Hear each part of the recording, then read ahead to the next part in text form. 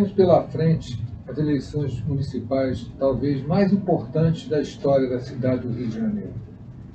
Para tanto, a FEComércio está criando um espaço para que os candidatos possam vir aqui e expor suas ideias, os seus planos para a cidade do Rio de Janeiro. A pandemia que estamos vivendo trouxe com tintas muito fortes as nossas deficiências, problemas e diferenças sociais. As eleições municipais entendo que são as mais importantes de todo o processo eleitoral, pois impactam na nossa vida, no nosso dia a dia. Então, esperamos que todos possam aqui expor igualmente todo o seu planejamento para a cidade do Rio de Janeiro e que possa, para facilitar a vida do eleitor em decidir quem será o seu representante na cidade do Rio de Janeiro. Sejam bem-vindos, desejo sucesso a todos e que utilizem esse espaço de uma forma produtiva e que possam efetivamente trazer ao eleitor uma visão clara do futuro da nossa cidade. Muito obrigado. Boa tarde a todos. A gente está começando mais uma entrevista da série de lives com os candidatos à Prefeitura do Rio de Janeiro. Essa é uma iniciativa do jornal O Dia, em parceria com a FEComércio. Boa tarde, candidata. A palavra está com a senhora pode começar a falar, só para dar um oi para quem está nos assistindo nesse momento, e logo em seguida eu passo já a palavra para o Anderson, que vai fazer a primeira pergunta dele. Tá bom, boa tarde, Aline, boa tarde, Anderson, boa tarde, Jornal Dia, boa tarde a todos aqueles que estão nos ouvindo. É muito bom a gente poder ter essa oportunidade de falar sobre pontos tão importantes, né, para a nossa cidade do Rio de Janeiro, e eu quero parabenizar essa iniciativa da FEComércio, através do seu presidente, o Antônio Florencio, e espero que nós possamos cada vez mais esclarecer essas questões que são tão importantes para a democracia e para esse momento único, né, que a cidade do Rio de Janeiro vai vivenciar no dia 15 de novembro, no dia das eleições. Então, eu quero agradecer essa oportunidade e parabenizar todos aqueles que tiveram essa iniciativa de promover esse encontro democrático com todos os candidatos. Então, agora eu vou passar a palavra para o Anderson. Boa tarde, candidato. Obrigado pela presença, né? A Tânia, infelizmente, não pôde estar no dia marcado por conta de uma indisposição, mas remarcou e está aqui com a gente. Obrigado por isso. Eu começo perguntando à senhora o seguinte, né? Todos os candidatos a prefeito do Rio, eles sabem da atual situação da nossa cidade. É uma situação financeira que não está legal. O Rio, ele fechou nos últimos anos sempre no vermelho e, por conta da pandemia, provavelmente ele vai fechar 2020 também no vermelho, né? Então, eu pergunto à senhora, como prefeita, caso seja eleita, o que a senhora pretende fazer a partir do dia 1º de janeiro para melhorar a situação financeira da cidade? O Rio vai ter jeito na sua mão, candidato? Com certeza, obrigada pela pergunta. O que eu vou fazer no primeiro dia de governo é trabalhar muito, buscando parcerias, saindo do meu gabinete, para que nós possamos trazer receita nova, dinheiro novo e investir na nossa cidade do Rio de Janeiro, que, como você mesmo disse, é uma cidade, muito provavelmente, que tem questões financeiras que precisam ser realmente revistas em função de todas as gestões do passado, gestões que deixaram realmente a cidade num estado de insolvência. Mas eu quero dizer que existe solução, e no meu primeiro dia de governo eu vou implementar um gabinete realizado, né, de forma permanente, com muita governança através das ações de compliance, que é realmente fazer o certo, cumprindo as normas, de forma que a ética predomine, de forma que a transparência realmente seja um instrumento onde a população vai verificar que o uso do dinheiro público será um uso de forma qualificada. Façam uma gestão transparente, com ética, de forma permanente, inclusive em todas as secretarias. Dessa forma, nós vamos gerar credibilidade, né, da nossa gestão administrativa, que será uma gestão profissional, que vai visar buscar dinheiro novo para que a cidade do Rio de Janeiro tenha todos os serviços funcionando com a qualidade que jamais, né, se viu anteriormente. Então, nós estamos falando numa gestão de qualidade profissional que é promover a possibilidade de trazer dinheiro novo. A gente pode até colocar na possibilidade de valorização daquilo que hoje realmente é importante para que a cidade volte realmente a funcionar e a gerenciar não só os serviços, mas gerar mais recursos. A gente está falando da indústria do turismo e da indústria da cultura, porque essa indústria realmente traz a possibilidade de empregabilidade imediata para todos os cariocas e faz circular serviços, e com isso nós vamos conseguir trazer receita financeira para o nosso município. Candidata, eu gostaria de perguntar para a senhora, olhando de fora, acompanhando toda essa situação do Rio de Janeiro, o que a senhora acha que foi o principal erro cometido pela atual gestão nesse cenário de pandemia? O que a Glória Heloísa, prefeita, teria feito diferente? Dialogado muito. Dialogado, promovido efetivamente um alinhamento, né, de uma política. A gente está falando de pandemia, então a gente está falando de uma política de saúde. E como nós estamos verificando que a Covid-19 trouxe um problema para todas as gestões, e mais do que isso, é um problema que, na verdade, afetou o mundo, o planeta, todas as cidades, todos os governos. Então, do meu ponto de vista, o diálogo, né, o relacionamento entre todas as gestões, e aí a gente se refere ao governo estadual e também ao governo federal, trouxe muita dificuldade. A falta de alinhamento trouxe muita dificuldade. Então, a conversa inicial, o diálogo e a promoção de uma ação resolutória imediata, alinhada, se tivesse sido feito na época oportuna, tenho certeza que muitas vidas teriam sido poupadas. O que eu entendi é que a população ficou um pouco perdida porque o gestor do presente não foi, né, ao público dizer que não bastava somente permanecer em casa. Permanecer em casa realmente era uma atitude a ser realizada, mas como permanecer em casa se você não tinha, por exemplo, a segurança de que o pão de cada dia não iria faltar na sua mesa, né? E a gente sabe da dificuldade que a população enfrentou porque se perdeu muitos empregos, essa força de trabalho. Então, a falta de diálogo, de transparência, de conversa com a população, de que a situação estava difícil, mas iria ser resolvida, foi realmente um grande equívoco, né? A ausência desse diálogo, dessa transparência.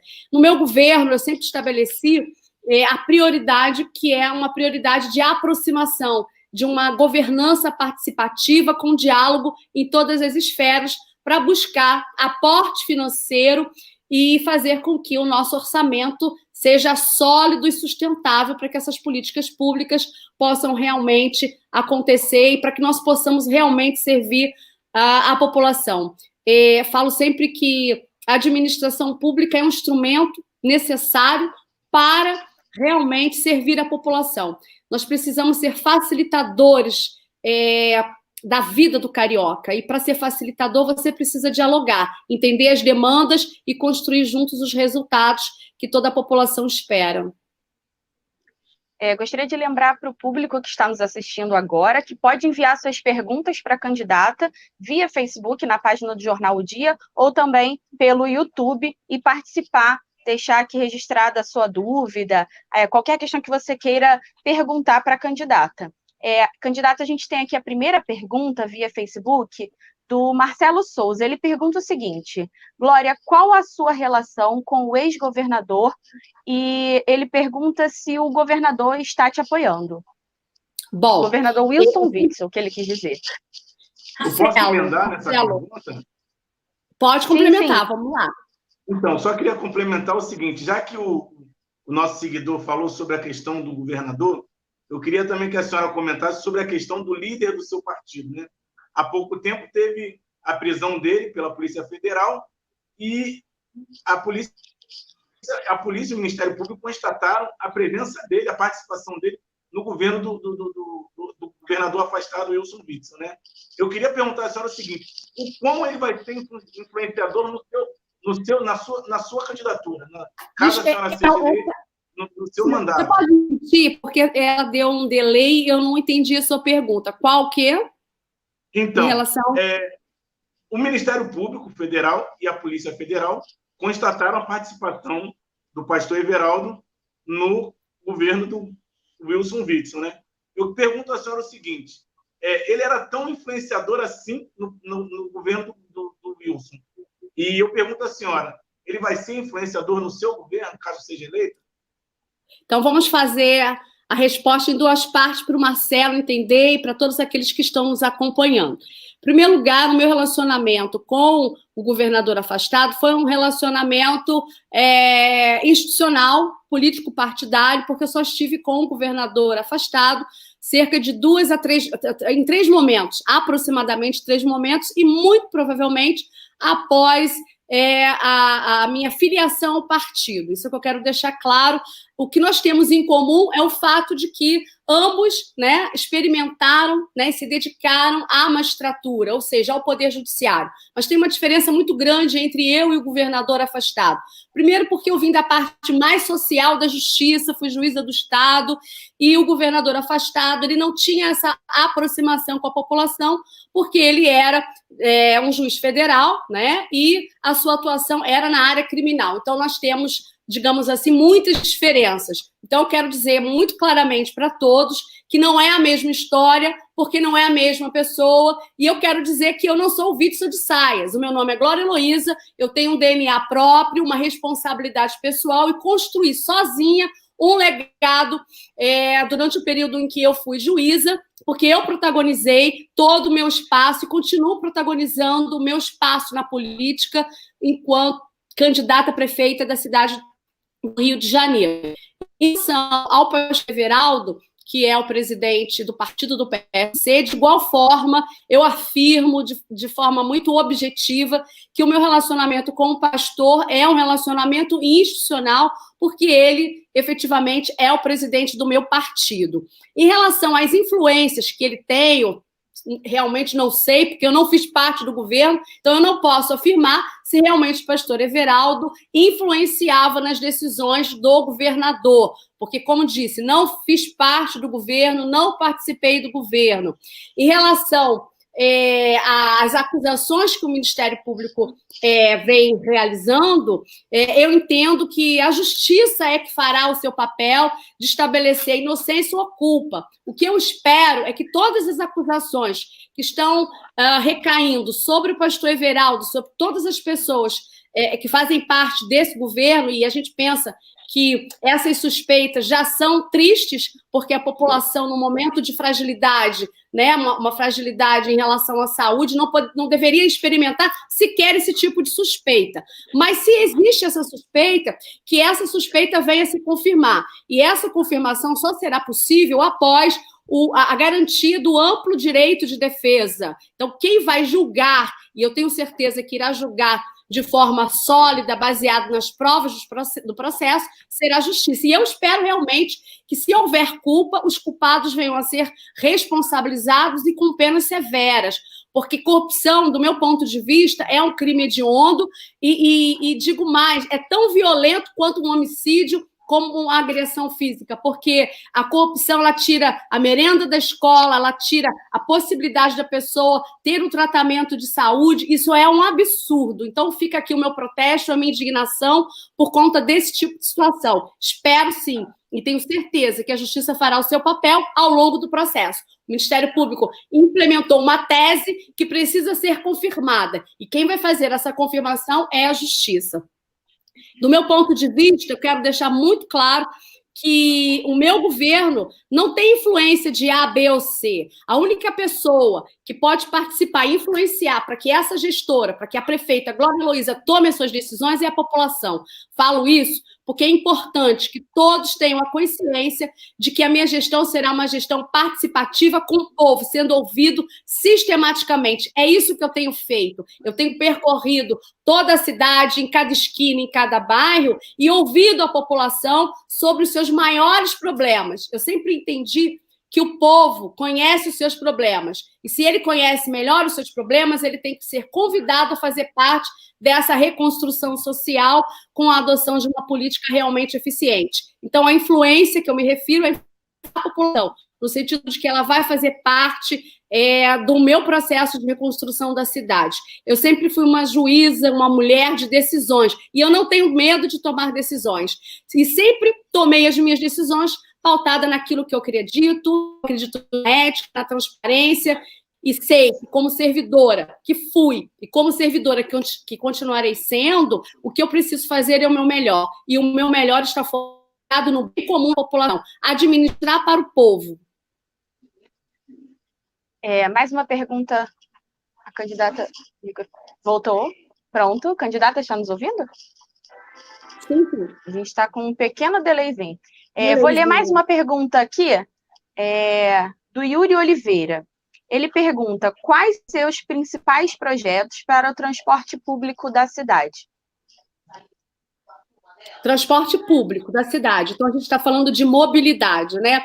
A gente sabe que nunca se vivenciou, né, um transporte público de qualidade. Nós temos conhecimento que cerca de 4 milhões de cariocas se utilizam no transporte público, e a gente está falando do ônibus, né? Muito embora a gente tenha conhecimento que o transporte público não se resolve apenas no BRT ou nos ônibus. Existe o VLT, existe a situação do trem, do metrô, e tudo isso precisa estar realmente muito integrado. Então, na verdade, o que o carioca precisa é experimentar um serviço de transporte público de qualidade.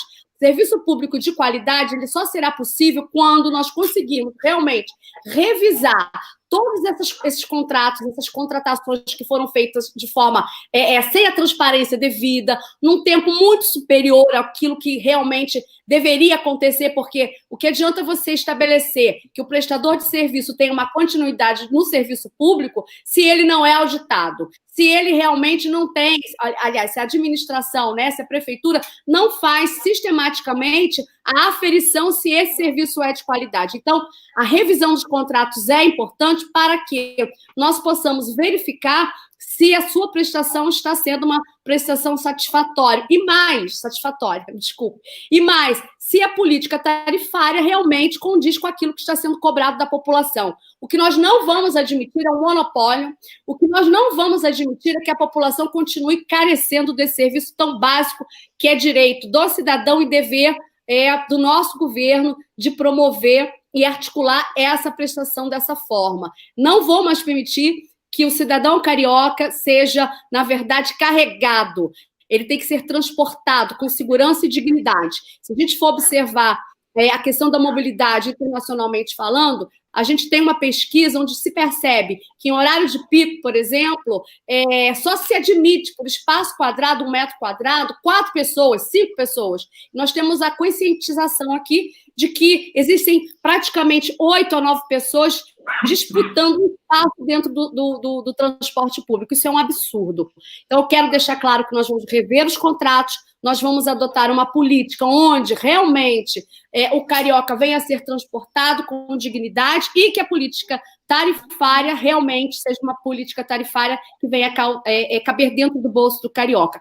Vamos também fazer a fiscalização dos transportes suplementares que acabam, na verdade, prejudicando, né, a cadeia, né, de consumo desse serviço, para que todo mundo tenha o seu espaço, mas um espaço harmônico e um espaço que venha a ser trabalhado na legalidade. Então, a gente está falando das vans, do táxi, dos aplicativos, do ônibus e de todos os outros modais, né? Então, a gente está falando até do VLT, do trem. A gente, quando fala da via ferroviária, a gente não pode esquecer que isso realmente é da competência direta do governo do Estado, o que não significa que o prefeito não possa promover um diálogo e um termo de cooperação técnica para que nós possamos entregar para a população à sua disposição todos esses modais que fazem com que as pessoas se locomovam diariamente. Sem esquecer, nessa política de trânsito, porque não é só, né, ônibus, né, que dificulta essa mobilização, muitas vezes, essa mobilidade, esse direito de ir e vir. Nós temos que incentivar que as pessoas utilizem do serviço público, né, e para que a gente possa incentivar realmente esse serviço público de transporte, tem que ser de qualidade. Então, a gente vai para fora e a gente usa o serviço público, né, de transporte. A gente aqui no Rio de Janeiro tem uma cultura de se utilizar, né, dos nossos veículos particulares. Mas eu entendo perfeitamente essa escolha, porque se o serviço público não é de qualidade, como se utilizar dele? Então, a gente precisa realmente entender quais são as causas que dificultam esse direito de ir e vir dentro da cidade e fazer com que esse serviço volte a ser prestado de qualidade e que as pessoas tenham a confiança de que poderão se utilizar do transporte público. Poderia falar aqui da questão da finalização da obra da Transbrasil, mas nós precisamos primeiro entender qual é o valor que efetivamente será viável para a utilização e término dessa obra, e para isso nós precisamos ter as contas, né, da prefeitura, entender realmente os números e, sim, construir uma política de parcerias, né, buscando iniciativas privadas que façam com que nós venhamos a conseguir resolver todas essas questões. Eu sei que não será fácil, sabe, essa administração, mas eu tenho certeza que isso será possível com muita força, determinação e com esse compromisso de olhar para todas essas questões. Candidata, vamos continuar falando sobre mobilidade urbana, né? Que é algo muito importante para o carioca. A senhora falou sobre a Transbrasil. Eu queria que a senhora completasse sobre a questão do BRT. A gente vê os ônibus sucateados rodando, principalmente na região ali da Zona Oeste, que é a região mais atingida, é a mais sofrida, a senhora sabe disso. Outra coisa também que eu moro na Zona Oeste. Sim, deixa eu só completar por gentileza.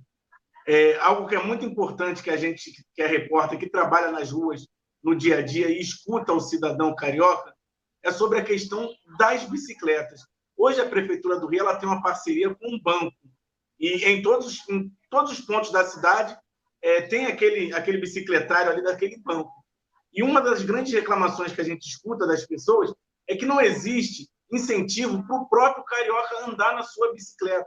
Não tem bicicletário na cidade, as pessoas reclamam, não tem incentivo, pouca ciclovia, as únicas ciclovias, a maioria, ficam instaladas na Zona Sul. Ou seja, o cidadão ele reclama dessa questão de sair da Zona Norte, de sair do subúrbio e querer ir para o centro de bicicleta e não poder, porque a prefeitura não incentiva dessa forma. No seu governo, o carioca vai ser incentivado também nisso? Com certeza, você tocou num ponto importante que a gente pode falar, que é a questão da mobilidade ativa, né? E eu penso que a ciclovia é realmente um meio de transporte sustentável, ecologicamente correto, promove, inclusive, saúde, mas a gente entende que essa não é uma política que pode ser somente focada em determinados bairros. O ideal é que nós tivéssemos a ciclovia em todos os bairros, mas isso a gente não pode continuar a prometer ou fazer esse tipo de promessa, porque nós não temos números suficientes para entender qual é, digamos assim, o gasto da implementação de ciclovias, de outras ciclovias pelos bairros. A minha proposta sempre será no sentido de ser muito realista e promover uma política transparente, onde toda a população vai entender o que nós vamos fazer de imediato. Entendo perfeitamente que a ciclovia ela pode ser realmente expandida, que você possa realmente estabelecer, juntamente com o cidadão, a utilização do seu próprio equipamento, mas isso precisa realmente ser estudado, porque nós precisamos de outras ciclovias, né?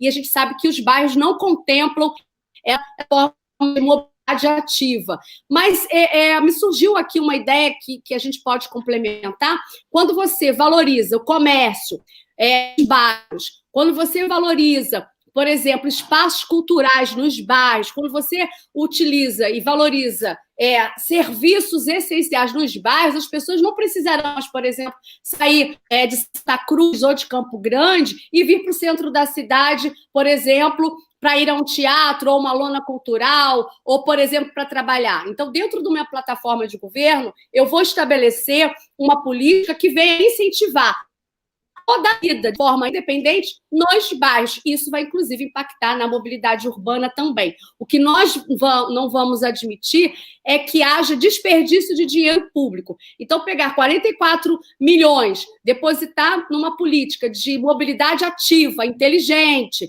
mas para depois de 3 meses, realmente, todo esse dinheiro ser desperdiçado, isso nós não vamos admitir. Então, é isso que eu queria deixar claro, que o dinheiro, né, assim, o orçamento público será muito medido, nós vamos qualificar as despesas para gerar economia e condições suficientes de implementar, aos poucos, ações resolutórias imediatas que vão causar grandes impactos. dentre elas a mobilidade e, por que não falar da situação da mobilidade ativa. Mas isso é uma questão de estudo. Então, promessas precisam ser realistas, tá?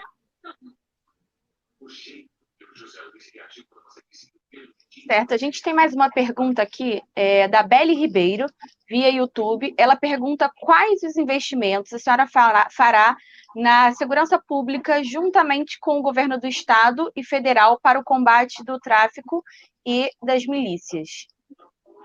Bom, quando a gente fala numa política de segurança pública, a gente precisa definir muito essa questão de combater crime, milícias, o crime organizado. Isso é uma força, né, uma tarefa que não pode simplesmente o prefeito. Nós precisamos fazer ações coordenadas de enfrentamento à criminalidade e à violência urbana. Para isso, eu entendo fundamental que a Guarda Municipal venha realmente ser valorizada, onde ela possa fazer uma política de prevenção primária, né, de aproximação com o cidadão, um espaço de encontro, nos espaços públicos, onde todos esses segmentos, né, que promovem turismo, por exemplo, locais onde há comércios, bares, restaurantes, região com hotelaria, possam realmente ser guardados, né, através dessa força de trabalho da Guarda Municipal. Então, para isso, a Guarda Municipal precisa ser melhor equipada, e mais do que o equipamento, e para além do armamento da Guarda Municipal, a Guarda Municipal fizer parte integrada das demais polícias, eu tenho certeza que as ações no combate à criminalidade vão ser eficientes. Isso que a população espera, que ela possa se utilizar da cidade como se utiliza do quintal de casa, ou seja, um lugar onde você pode permanecer, receber visitantes, né, e conviver com amigos. É isso que nós precisamos fazer. E a Guarda Municipal valorizada vai desempenhar esse papel a partir dessa prioridade, né, que é de qualificação da Guarda Municipal, além da possibilidade de armamento, mas mais do que tudo, fazer com que ela trabalhe nessa força de segurança integrada com as demais guardas, né, com as demais polícias, melhor dizendo, a Polícia Civil, Polícia Militar, Polícia Federal. Por isso a gente fala numa segurança cidadã, que é muito mais ampla do que uma segurança pública, segundo, inclusive, as orientações do PNUD. É fazer com que todos, né, os atores que vão promover esse estado de segurança dialoguem e promovam ações com protocolos muito bem definidos para que essa atuação venha a acontecer e produzir esse resultado de segurança que a população realmente espera. A Sara Fernandes pergunta: candidata, a senhora é a favor do armamento da Guarda Municipal? Como a Prefeitura vai investir para combater os assaltos e arrastões que acontecem constantemente, principalmente na região central da cidade? Bom, a gente já até acabou falando nesse aspecto. Armar a Guarda Municipal já está estabelecida, já é um fato, né? Já existe a lei que permite essa possibilidade. Mas como a gente entende que a questão do armamento da Guarda Municipal e da violência urbana é uma situação muito complexa, nós precisamos conversar com a população e deixar muito claro que não se combate a criminalidade, não se combate a violência urbana simplesmente com o armamento da Guarda Municipal. Se combate a violência urbana e se promove espaços tranquilos e seguros quando você entra realmente com o social, quando você faz com que todas as pessoas, né, tenham os seus direitos mais básicos. E nós sabemos que mais de 3 milhões de pessoas vivem no Rio de Janeiro invisível, sempre foram abandonados pelas políticas públicas. Isso foi um facilitador para que esse ambiente de intranquilidade, né, acabasse crescendo dentro da nossa cidade. Então, nós temos 2 plataformas de trabalho: entrar com o social para transformar de realidade e, além disso, fazer com que a Guarda Municipal venha a ser utilizada de uma forma mais específica, muito mais que fiscalizar trânsito, que conservar prédios públicos, muito mais do que posturas municipais. A Guarda Municipal pode, sim, ser utilizada e é importante, é essencial para esse combate à violência e dar essa sensação de segurança. O armamento é possível, mas eu quero ouvir a população a respeito disso, juntamente com o próprio efetivo da Guarda Municipal, porque nós sabemos que existe ainda um ruído entre eles. Nem todos querem. da legislação assim admitir. Então, se numa situação onde o gestor efetivamente não deixará de decidir, poder fazer que alguns grupos da Guarda Municipal se utilizem dessa arma, desse armamento, mas vamos adotar protocolos, porque o que nós não queremos é que o armamento seja um problema que venha trazer, né, prejudicar vidas, né? E a gente sabe que a utilização da arma letal precisa ser feita com muita responsabilidade, com muito cuidado e atendendo os protocolos. O Luiz Fernando de Jesus pergunta qual a sua opinião sobre o desmatamento causado pela ocupação irregular, e aí ele fala que se existe alguma política de habitação popular no seu governo, haja visto o crescimento desordenado da população ocupando áreas de risco. Bom, quando a gente fala em desmatamento, a gente pensa logo em uma política ambiental que gera sustentabilidade não só para a cidade do Rio de Janeiro, para o Estado e para o Brasil. A gente está falando numa política ambiental que é necessária para o planeta. E eu vejo com muita tristeza o desmatamento sendo feito dessa forma desorganizada. É muito triste verificar esse tipo de situação. O que eu penso enquanto gestora municipal é que nós precisamos fazer uma política de aproximação com muita fiscalização, mas uma fiscalização imediata e eficiente para evitar o desmatamento. Em relação a isso, você também acaba entendendo que, infelizmente, o poder paralelo da milícia acabou ocupando esse espaço de exploração imobiliária. A gente pode citar a Muzema, por exemplo, mas existem locais, e eu entendo que a prefeitura tem um instrumento, digamos assim, em suas mãos poderoso, e ela pode protagonizar uma política pública de acessibilidade à moradia, né, através da regularização fundiária. Basta que o prefeito tenha essa visão. A moradia digna é um direito básico, fundamental do cidadão, e estabelecer essas metas, regularizar moradias, fazer titulação de posse. Com isso, nós vamos enfraquecendo toda essa questão do poder paralelo em relação ao desmatamento para edificação de unidades em locais realmente proibidos. A fiscalização é importante, precisa ser realizada com tecnologia, isso é possível, mas ela precisa ser feita de forma imediata, e não depois de um ano, depois de 2 anos, quando as edificações já existem pessoas morando no local. Então, eu penso que nós temos que reestruturar, não só por conta dessa desorganização, dessa utilização do solo desorganizado, desenfreado, que só causa prejuízos para a cidade. Mas, para além da cidade do Rio de Janeiro, eu quero dizer que a política ambiental de sustentabilidade é uma política do planeta e precisa realmente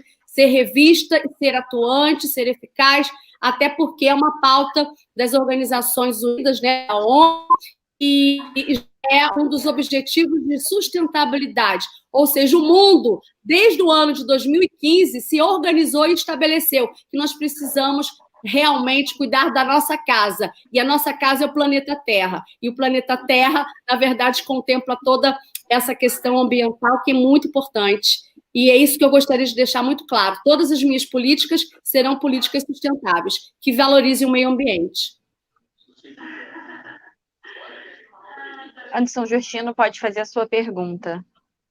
Candidata, a gente sabe de uma situação que é muito agravante no Rio, que é a questão de acessibilidade para as calçadas, e a gente tem essa deficiência, né, que acaba atingindo tanto o idoso quanto os deficientes. Qual o tipo de política que a senhora tem para acessibilidade? Qual o tipo de política para deficientes, para idosos aqui na capital? Olha, você tocou num outro assunto muito importante. Eu que fui juíza da infância e juventude do idoso, sempre me deparei com a exclusão, né, em todas as políticas públicas das pessoas portadoras de deficiência, né, todos os tipos de deficiência, inclusive dos idosos. Então, eu tenho a obrigação de continuar tendo esse olhar e estabelecer uma política de inclusão, porque todos os cariocas, independentemente das suas condições pessoais, físicas, elas têm direito a transitar pela cidade. Eu vou te dar um exemplo.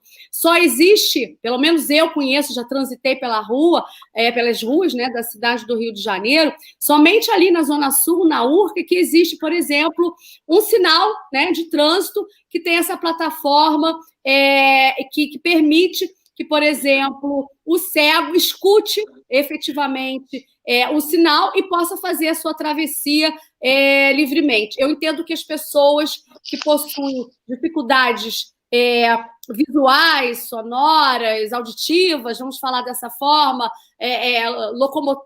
de locomoção e até intelectual, elas possam ser inseridas dentro da nossa cidade. E a calçada é fundamental, mas para além da calçada, nós temos que falar também nessa política de sinalização que não existe na nossa cidade. Nós vamos implementar, sim, essa política de arruamento, de calçamento, de tapar os buracos, de fazer as podas. Tudo isso está dentro da política de conservação da nossa cidade. E a gente pode colocar limpeza também, porque a gente tem visto muito lixo pela cidade, e isso também dificulta que as pessoas possam realmente ir e vir de um espaço para o outro, de um lugar para o outro. Então, nós temos, sim, essa visão de que nós precisamos fazer pequenas ações dessa forma, que é realmente possível se fazer, para permitir que todo cidadão possa se utilizar da sua cidade, ir e vir.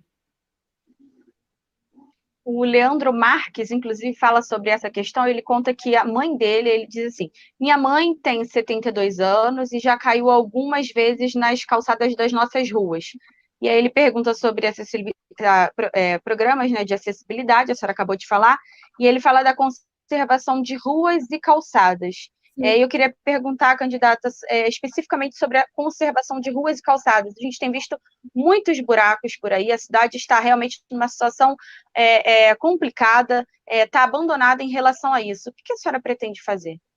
Pretendo consertar, pretendo realmente fazer com que as nossas calçadas elas possam ser utilizadas de forma que toda a população tenha a segurança, né, de se utilizar desse espaço, né? É importante que todo mundo tenha esse direito de ir e vir. E a gente tem percebido que as calçadas possuem buracos, não tem acessibilidade, as pessoas que têm dificuldade motora não conseguem realmente acessar esse espaço. Por quê? Porque não existe uma política pública eficiente que faça essa inclusão. Então, a gente não acredita numa cidade partida, a gente acredita numa cidade orgânica, onde todas as pessoas realmente possam transitar livremente. E a conservação da cidade passa por essa questão das calçadas, de tapar os buracos, da iluminação das ruas, de fazer as podas das árvores, para que as pessoas possam realmente livremente ir e vir, né, de um espaço para o outro, da sua casa para o trabalho, para a faculdade, enfim. Isso é muito importante, nós vamos contemplar dentro dessa nossa política de conservação da nossa cidade. A Sara Fernandes, inclusive, até mandou a pergunta, ela mandou mais uma pergunta agora via YouTube, pergunta quais os seus projetos para a situação dos moradores de rua e usuários de drogas que crescem bastante na região da Avenida Brasil. É verdade. Eu, como fui juíza da infância e juventude, eu atuei muito em determinados bairros onde a gente via a concentração de pessoas, né, que moram nas ruas, muitas pessoas drogadas, com muitas dificuldades. Eu quero deixar claro duas situações. A população de rua realmente aumentou em função da pandemia e as causas são variadas. Então, para que você possa dar dignidade a todas essas pessoas, que ninguém quer morar nas ruas, né? Isso é um absurdo dizer que as pessoas desejam permanecer nesse espaço, porque a rua não é espaço para moradia, a rua é espaço para encontros, né? E para que você possa permanecer nas ruas, mas não morar nessas ruas. Então, quando você vê crianças, adolescentes, idosos morando nas ruas, verdadeiras famílias, você se pergunta quais são as causas. Então, nós temos que combater as causas. Uma delas é a empregabilidade, né? Fazer com que as pessoas tenham uma moradia, e essa política da regularização fundiária é importante, titulação de posses é importante, porque muitas pessoas perderam as suas casas, as suas moradias. Mas também nós temos que fazer uma reforma da política assistencialista, porque eu não sei se vocês visitaram, mas eu já visitei muitas vezes esses abrigos de famílias que não têm a menor condição de receber essas pessoas. E é por isso que as pessoas não permanecem nesses hotéis populares, nem muito menos nesses abrigos, porque não é a casa deles. Então, o que nós precisamos fazer é combater as causas que levam as pessoas a estarem nas ruas e oferecer de forma temporária e transitória um espaço onde elas possam se sentir em casa, para que elas não voltem para as ruas.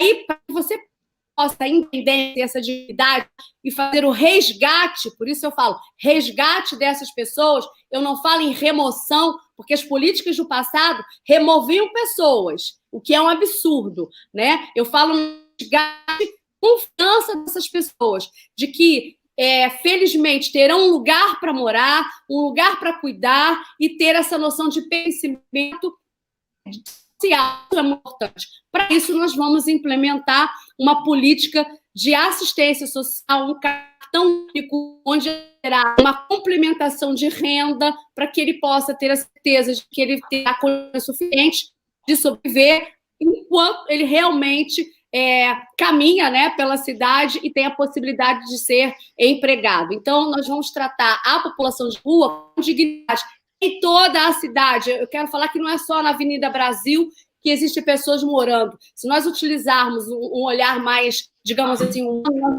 perceber todos os bairros. Eu estive na Pavuna, eu verifiquei isso. Santa Cruz, eu verifiquei. Pessoas morando na estação do BRT, por exemplo. Eu verifiquei também na Zona Sul e no centro da cidade. Todos os lugares, hoje em dia, ficamos moradores de rua. Mas o que eles precisam é de dignidade e de um lugar certo para morar, certo para permanecer juntamente com a sua família. Abrigo é um paliativo, mas não da forma como ele efetivamente existe, que é justamente um lugar sem cura nenhuma, e é por isso que eles não permanecem nesses locais. Já, inclusive, tem uma visita marcada com toda a população de rua, nós vamos discutir essas questões. Quero dizer, inclusive, que não são 15 mil pessoas que moram nas ruas. Nós precisamos contar, de fato, com a transparência e os números que estão sendo demonstrados nos portais da transparência pelo município do Rio de Janeiro não refletem a realidade. Dados estatísticos nos mostram que cerca de mais de 25 mil pessoas estão morando nas ruas e que precisam realmente ser resgatadas e serem devolvidas ao convívio social de forma que elas possam fazer parte, e se sentir parte desse processo da nossa sociedade, que é uma sociedade inclusiva. Anderson Justino, sua pergunta. Candidato, eu queria falar com a senhora sobre saúde, né? Eu queria saber qual a sua proposta para trabalhar na saúde do Rio e qual a importância dessas unidades de saúde da família que tem dentro de comunidades, em bairros mais carentes. Hoje a gente sabe que a maioria está fechada. Então, esse tipo de trabalho na saúde é muito importante para a população, até porque ele faz um trabalho primário antes da pessoa procurar um hospital maior. Eu queria saber qual o seu projeto para isso.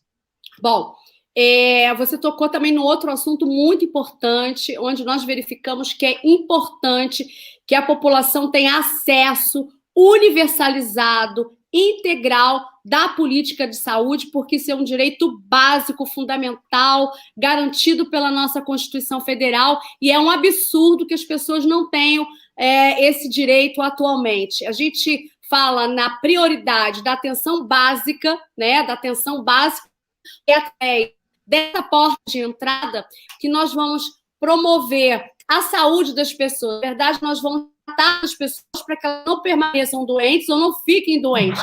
Então, há necessidade de resgatar os equipamentos, as clínicas de saúde, os médicos de família, para que a população possa, de uma forma contínua, se utilizar desse equipamento. E aí a gente observa claramente que, infelizmente, muitos locais não possuem acesso a esse serviço. Então, eu estive no Complexo da Maré, eu estive na Nova Holanda, eu estive em Sepetiba, eu estive, por exemplo, em Anchieta, em Ricardo de Albuquerque, e todos falam a mesma coisa. Nós não temos, né, a atenção básica, nós não temos um equipamento de saúde, uma unidade de pronto atendimento também, que dê, digamos assim, a oportunidade de se promover esse direito mais básico. Então, o que nós precisamos fazer é fazer uma reestrutura desses equipamentos para que as pessoas possam acessar esse serviço de forma humanizada. Isso é importante deixar claro também. Para além, né, dos médicos, para além desses equipamentos, nós temos identificado que a prestação de serviço não é de qualidade porque falta, na verdade, né, humanidade, acolhimento na utilização desse serviço. Outro dia eu estava ali na porta do Salgado Filho e uma senhora saiu desolada, porque ela foi buscar ajuda, foi buscar um tratamento e simplesmente saiu dali sem saber para onde que ela poderia ir, para qual equipamento que ela poderia ir. Então, a gente percebe que, para além da questão de colocar salários dos médicos em dia, mais médicos nos equipamentos, clínicas de família funcionando, UPAs funcionando, é preciso que o serviço, né, prestado em todos esses equipamentos seja um serviço humanizado e acolhedor, o que efetivamente ainda não existe. Então, a nossa prioridade é a atenção básica para não permitir que as pessoas permaneçam doentes, né, ou fiquem doentes, porque as pessoas doentes não conseguem trabalhar, não conseguem ter dignidade na sua vida. Então, a minha política de saúde é essa, atenção básica primária, fortalecendo e integrando, né, todos os equipamentos, porque o que a gente viu no 19, só para complementar, é que muitas pessoas perderam as suas vidas, não conseguiram um tratamento de saúde, porque não havia, por exemplo, uma conversa entre as unidades federais, estaduais e municipais. Então, quando você integra todos esses equipamentos, você universaliza, né, e torna acessível esse serviço. É isso que nós precisamos fazer, dialogar e fazer um termo de cooperação técnica, porque a saúde ela é de todos e o SUS ele é universal. O SUS é universal, é um sistema único de saúde. Então, se é único de saúde, não pode se admitir burocracias e deixar de atender a população. Caso desse menino que faleceu porque determinado equipamento foi em outro município, mas simplesmente se recusou de prestar esse atendimento por conta de uma idade. Então, tirar a burocracia também é necessário para que as pessoas tenham saúde próximo da sua casa. Então, vamos tentar aqui otimizar um pouquinho esse tempo que a gente tem, cerca de 10 minutinhos, para a gente tentar falar também sobre outros assuntos e também ler aqui as perguntas que o público tem mandado para a gente. O Leandro Marques, via Facebook, pergunta assim: gostaria de saber se a candidata tem planos para os microempreendedores e para os empreendedores para ajudar a economia da cidade, pois diversas empresas e comércios fecharam durante a pandemia. Sim, a minha primeira entrevista com o Jornal Dia, eu disse que uma das prioridades necessárias é garantir emprego e renda. Para você garantir emprego e renda, você precisa valorizar o empreendedor, o micro, né, empreendedor, o empreendedor, os comércios, e trazê-los para a formalidade. Muitos trabalham na informalidade, mas nós precisamos garantir o acesso à formalidade até para que eles possam estender os seus negócios. Então, valorizar a plataforma do empreendedor é muito importante porque ele gera emprego e renda para as pessoas. E essa valorização precisa ser feita nos bairros. Nós precisamos valorizar os bairros, os comércios locais, né, as empresas locais, para que as pessoas possam se sentir, né, à vontade nos seus bairros, e isso também, inclusive, vai impactar na questão da mobilidade. Eu acho que a ferramenta municipal mais apropriada para valorizar o pequeno empreendedor, o médio empreendedor, é simplesmente facilitar a vida deles, é tirar toda a burocracia que existe para que o seu negócio possa se tornar regular e, com isso, ele possa adquirir créditos de forma que ele possa ampliar os seus serviços e os seus negócios. Vamos falar um pouquinho sobre educação. Eu queria saber quais são os projetos que a senhora tem. A gente, principalmente na pandemia, houve aí uma diferença muito grande, há uma disparidade entre alunos da escola pública e alunos da escola privada em relação ao acesso à internet. A gente sabe que a realidade da maioria dos alunos é muito complicada, nem todo mundo tem acesso à internet, às vezes tem acesso, mas é precário, às vezes não tem um local adequado até para estudar em casa. Então, a gente sabe que aumentou esse abismo aí entre a educação privada e a educação pública. Eu queria perguntar para a senhora se a senhora tem algum projeto, está incluído no seu plano de governo, alguma coisa, alguma ação para poder diminuir essa desigualdade que a pandemia aumentou ainda mais.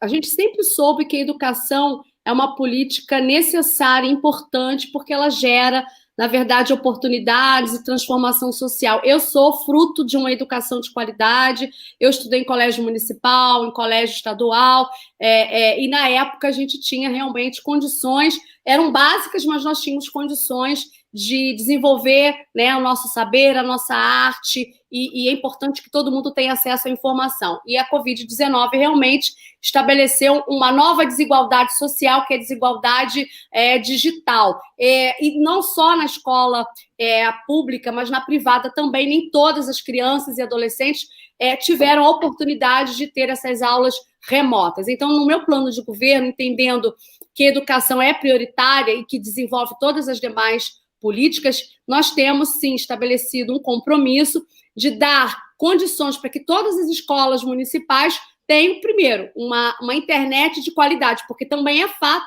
que as unidades escolares, muitas delas não têm sequer condições de receber os seus alunos. Então, a questão da internet é necessária. Outra questão também que nós podemos estabelecer como compromisso é de disponibilizar para as nossas crianças e adolescentes em idade, né, viável, que elas tenham minimamente um tablet necessário para que elas possam ter essa realização de aula, utilizar desse equipamento, porque a tecnologia realmente é uma nova ferramenta que precisa ser utilizada para expandir o seu saber e o seu conhecimento. E isso não custa muito dinheiro, né? Se a gente conseguir realmente fazer uma administração, e nós temos a certeza que faremos isso, qualificada, nós vamos otimizar o dinheiro, vamos conseguir economizar em outras políticas públicas, de forma que a educação seja realmente uma prioridade. Basta que o gestor não faça desvio da educação. Então, combater todas as dificuldades na política da educação, como a evasão escolar, como a infrequência escolar, como a falta de aproveitamento, é importante, e fazer essa inclusão digital também é. Vamos garantir essa igualdade para todas as nossas crianças e adolescentes a partir dessa política, garantindo que os espaços escolares tenham internet, que todas as crianças da rede municipal, crianças e adolescentes em idade adequada, também tenham esse equipamento. Basta que façamos uma parceria pública e privada com as operadoras de telefonia e também de internet. Anderson Justino. Candidata, é a minha última pergunta, né, até por conta do tempo. Eu queria que a senhora falasse sobre o turismo. O que a senhora planeja para o turismo na cidade? Eu planejo tudo, né? Porque a gente sabe que o turismo é, na realidade, a vocação da cidade do Rio de Janeiro. Nós temos contrastes belíssimos. A cidade, ela precisa realmente ser uma cidade orgânica, valorizada, com todas as suas aptidões. E o turismo é, na realidade, uma verdadeira indústria, né, que dá chances e oportunidades de trabalho, e isso faz com que a nossa economia venha a ser uma economia aquecida. Então, a gente já está falando da nova economia, que é a economia criativa, e o carioca, ele é criativo, e por isso nós precisamos fomentar o turismo, e ao lado, obviamente, da cultura. Eu acho que tenho certeza, a minha política será essa, de união dessas duas pastas, a política com o turismo e uma política com a cultura, para que nós possamos trazer dinheiro novo e a todo tempo, porque você movimenta cerca de 20 segmentos. Você movimenta a gastronomia, você movimenta as feiras literárias, o audiovisual, o cinema, os games, a moda, os festivais de música, de dança. Então, turismo e cultura estão realmente juntos e vão promover realmente a realização de muitos serviços, vão garantir vários empregos, inclusive o primeiro emprego, de forma imediata, e com isso teremos serviços, teremos o recolhimento dos impostos necessários que vão contribuir para o aquecimento da nossa economia e da nossa receita. O turismo é a vocação da cidade do Rio de Janeiro, é a alma da cidade do Rio de Janeiro. Nós não podemos sabotar a alma da cidade do Rio de Janeiro. Nós temos que valorizar aquilo que o carioca, que a nossa cidade realmente, naturalmente, já possui, né? É a pedra preciosa, é o diamante que precisa ser lapidado. Então, fechar os olhos para o turismo é ir na contramão da direção daquilo que o Rio de Janeiro é vocacionado. Agora, tem uma pergunta aqui do presidente da FEComércio, Antônio Florencio de Queiroz Júnior. Ele pergunta o seguinte: a informalidade crescente é um fator que muito preocupa o setor do comércio, ainda mais quando sabemos que, em muitos casos, são canais de escoamento de carga roubada e produtos piratas. Por outro lado, reflete o sério problema social que todos temos consciência. Qual a sua avaliação sobre o assunto e as propostas para enfrentar esse problema de forma que se estabeleça uma concorrência equilibrada? Com certeza. A gente sabe que todo cidadão, né, carioca, ele precisa ter a sua empregabilidade resgatada. E nós sabemos que existe, infelizmente, nesse momento, um ambiente de concorrência, né, desleal. Então, o que nós precisamos incentivar a formalidade, deixar claro que a formalidade é necessária para que as pessoas possam trabalhar com respeito, com dignidade, ampliar negócios. E aí entendo que a fiscalização que a prefeitura irá fazer é justamente para combater a comercialização de produtos impróprios para o consumo. Então, se nós estamos falando na venda irregular de mercadorias, produto, né, de ações criminosas, nós não queremos isso. Então, quando nós falamos numa fiscalização, nós estamos falando numa fiscalização voltada para uma cultura de convivência harmônica entre todos aqueles, né, que têm a possibilidade de promover o aquecimento da nossa economia. Então, a gente está falando do varejista, a gente está falando do ambulante. O que nós precisamos implementar é que todas as pessoas terão seus espaços onde a concorrência será livre, mas harmônica ao mesmo tempo. E que a formalidade ela precisa ser realmente incentivada.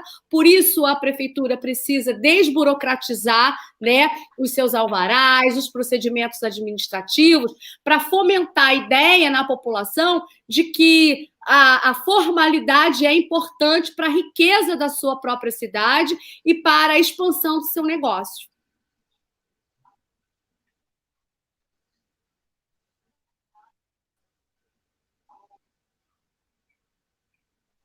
Acho que congelou. Eu acho que congelou o Dali, né? A senhora está me ouvindo, candidato? Agora sim. Então, candidato, estamos com um probleminha. Pergunta, a imagem acabou congelando, a gente acabou perdendo o sinal. Então, eu faço a última pergunta para a senhora. Por que a Glória Heloísa precisa ser eleita como nova prefeita da cidade do Rio de Janeiro? Porque eu sou uma mulher vocacionada para transformar vidas, para dar o meu melhor. Durante 23 anos, eu fui servidora, sempre me coloquei como servidora, né? Eu estava disposta a servir, dar o meu melhor durante o período em que eu desenvolvi o meu trabalho no noticiário. Então, a Glória Heloísa, além de ser ficha limpa, de ter uma família honesta, de ter a vontade de transformar realidades, eu tenho essa experiência, porque eu gerenciei muitas crises. Na verdade, eu trabalhei nas omissões das gestões passadas. E eu resolvi encarar esse desafio quando encerrei o ciclo na magistratura, porque eu já não estava mais feliz, porque, na verdade, eu só transformava a realidade as pessoas que estavam próximas de mim, que batiam a minha porta, né, lá no judiciário. A minha vontade de dar essa oportunidade para a população e promover esse bem-estar social de forma mais importante de toda a população carioca é que me qualifica para estar disputando essa eleição de me tornar a primeira prefeita da cidade do Rio de Janeiro. Além da minha honestidade, da minha força de vontade, de saber na pele, não só porque eu estou no momento de período eleitoral. Na verdade, eu sei das dificuldades que a população enfrenta diariamente e conheço a cidade, todos os seus bairros. não só porque morei em vários bairros, mas porque eu exerci essa função de transformar realidades em todos os bairros da cidade do Rio de Janeiro. Então, quem já fez, não vai, na realidade, quem já fez, não, quem não fez, não vai fazer novamente. Então, nós precisamos dar espaço para o novo, e eu quero dizer que eu tive uma coragem, a minha de me aposentar, de pedir demissão e me disponibilizar para que vocês, cariocas, tenham a oportunidade de escolher o novo com energia, com disposição, me faz ter um diferencial em relação aos candidatos que não têm a experiência de vida que eu tenho, né? A experiência de vida que eu tenho de administrar crises atuais, eu tenho certeza que nenhum dos candidatos possui. Por isso, eu me coloco à disposição da cidade do Rio de Janeiro, dos cariocas, e deixei um legado sólido lá no judiciário, quero deixar esse mesmo legado aqui na política, transformando realidades. Cada vez mais. Candidata, agradecemos a sua participação hoje na última entrevista dessa série de lives que o Jornal Dia, em parceria com a FEComércio, realizou. Muito obrigada pela sua participação e por ter respondido as nossas perguntas, as perguntas do público. Obrigada também ao nosso colega Anderson Justino pela participação. Espero que tenhamos ajudado a todos a escolherem seus candidatos. Espero que a gente tenha contribuído para que os eleitores possam ter feito a sua melhor escolha. Agradecemos e boa tarde a todos.